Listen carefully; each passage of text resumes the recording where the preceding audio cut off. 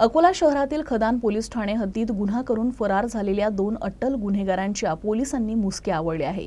सचिन लखंडे, तुषार उर्फ चिकू लोंढे अशी अटकेतील आरोपींची नावे आहेत। खदान पोलीस ठाण्याअंतर्गत येणाऱ्या मलकापूर परिसरात 4 डिसेंबर 2023ला वाढदिवसानिमित्त पार्टी करणाऱ्या राजू गोपनारायण, अमित गोपनारायण, शुभम वानखेडे यांच्यावर प्राणघातक हल्ला करण्यात आला होता।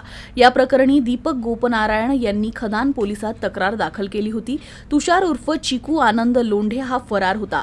दोन्ही आरोपी अकोटफैल पोलीस ठाण्याच्या हद्दीत असल्यामुळे ठाणेदार चंद्रशेखर कडू आणि त्यांचं पथक आरोपींच्या मागावर होतं।